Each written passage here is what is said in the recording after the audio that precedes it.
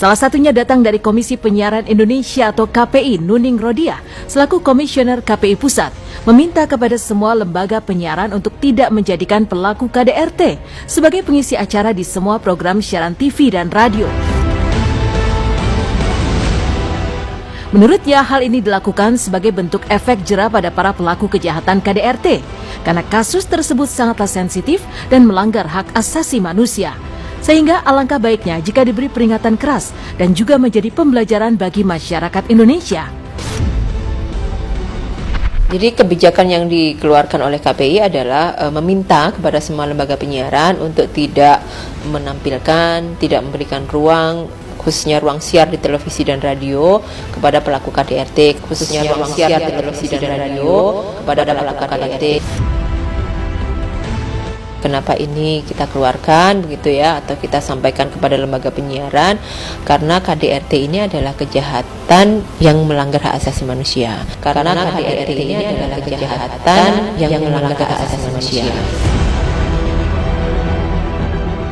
Sehingga ketika ini kita keluarkan, harapan kami media sebagai kontrol sosial, pemberi informasi dan edukasi kepada publik, ini bisa kemudian menjadi pengingat bagi masyarakat penonton khususnya, bahwa jika ada KDRT harus segera melapor kepada yang berwajib, dan kita tidak memberikan ruang kepada pelaku KDRT untuk tampil, untuk diglorifikasi, dipuja-puja, diberi ruang layaknya kejahatan yang dilakukannya itu sebagai kejahatan yang lumrah, sebagai hal yang biasa, sebagai perilaku yang wajar-wajar saja. Karena kalau kemudian tidak diberikan efek jera, baik dalam berbagai media, baik itu dalam konteks penegakan hukum, dalam konteks penyiaran di Indonesia, maka ini juga tidak akan mendorong percepatan upaya penghapusan kekerasan dalam rumah tangga.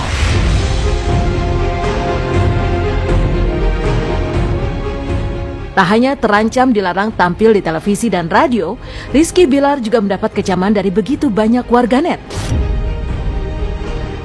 Atas dugaan tindak KDRT-nya terhadap Lesti, ia pun harus kehilangan jutaan followers di akun Instagram miliknya. Sebelum kasus mencuat, Bilar memiliki sekitar 14 juta pengikut. Namun kini, jumlahnya terus merosot hingga ke angka 12 juta. Hal tersebut tidak menutup kemungkinan Bilar masih akan terus kehilangan followersnya. Tak hanya penggemar, bahkan selebriti sekalipun, salah satunya Inul Daratista, kabarnya turut mengunfollow akun milik Bilar sebagai ungkapan rasa kecewa atas perlakuannya terhadap Lesti. Saya berharap semuanya bisa dihadapi buat anak saya Lesti. Mudah-mudahan ini nanti ada jalan titik temu yang baik antara Lesti sama Bilar. Tapi kalau mengingat KDRT, sebenarnya saya sudah peringatkan dari awal untuk Bilar harus benar-benar mau jagain Lesti. Sedih aja sih gitu, karena kan saya ketemu Lesti itu kan dari dia masih kecil banget ya gitu. Dan ketika dia udah dewasa, sekarang udah bisa memilih, dan harusnya dia bisa menghadapi ini dengan tenang ya, karena saya sering kali ketemu dengan anak saya untuk harus sabar. Gak nyangka lah, karena kan ya namanya kalau saya sudah berpesan, otomatis sebagai orang tua yang berpesan pasti harus hati-hati dong. Pesen saya aja gitu, harus hati-hati, karena dia bukan saja berhadapan dengan saya, dengan ibunya, tapi dengan orang-orang yang menyayangi dia, pasti akan berhadapan dengan banyak orang kan. Karena ketika kita melihat bahwa laki-laki itu akan jatuh harga dirinya ketika dia sudah bermain dengan kedua tangannya. Kalaupun Lesti sekarang mengambil tindakan hukum, mungkin itu jalan satu-satunya untuk dia.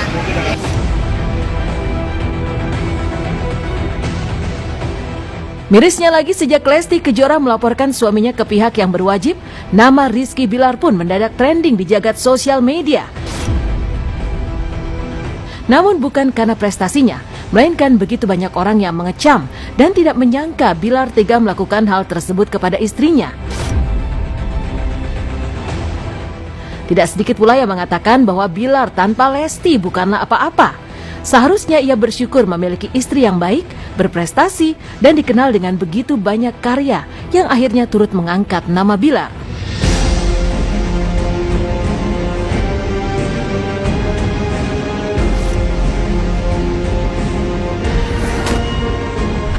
keluarga buat Dede, apapun akan Dede lakukan untuk keluarga, tapi dengan jalan yang baik. Jadi ketika ada masalah yang besar di keluarga, itu yang membuat Dede amat sangat terpuruk. Itu yang membuat Dede amat sangat terpuruk. Selama 1 tahun, 2 tahun Dede terpuruk, bener-bener terpuruk, karena memang ada masalah besar di keluarga. Tapi justru itu yang membangkitkan Dede kembali untuk menguatkan diri bahwasannya lo harus lebih dewasa menyikapi ini gitu. Lo harus bersyukur di usia yang sekarang lo udah dikasih kesempatan untuk belajar mendewasakan diri. Jadi lo harus bersyukur gitu. Dan justru dari situ Dede terus menguatkan diri untuk lebih dewasa, menanggapi masalah itu dengan kepala dingin, dengan pola pikir yang bijak, jangan emosi, jangan perbanyak ego gitu, enggak. Justru malah dari situ Dede banyak belajar.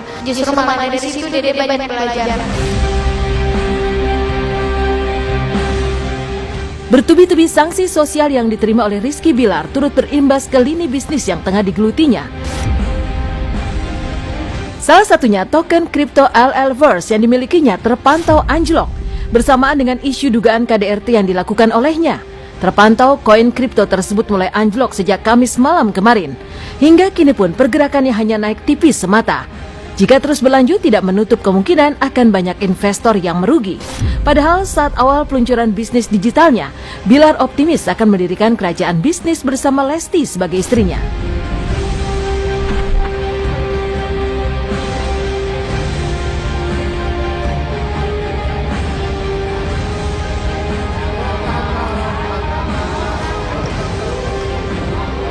Sebenarnya itu bermula dari keinginan saya saat itu, yang mana kita sebelum melangsungkan pernikahan kita sepakat untuk membangun digital company yang bernama Leslar. Harapannya saat itu adalah kita bisa menjadi wadah bagi para pelaku kreatif, bisa menampung beberapa sumber SDM untuk bekerja di bawah naungan Lestar Entertainment. Lestar Entertainment atau kerajaan yang sedang saya bangun, saya menganalogikan sebagai sebuah anak bayi, yang mana anak bayi tersebut di luar ekspektasi kita, perkembangannya cukup signifikan. Ya kadang kalau tadi kakak nanya dijulukin Sultan gitu. Kita sih nggak pernah menganggap diri kita itu. Kalau doa yang baik mah diaminin aja. Gitu. Ya sebenarnya kan kata Sultan itu kan pergeseran makna ya, dimana Sultan itu dulu kan identik dengan darah biru, anggota kerajaan, namun sekarang orang memaknainya adalah suatu orang yang crazy rich seperti sebelah saya gitu kan. Cuma kan kita menganggap diri kita belum selevel itu, belum di level itu gitu.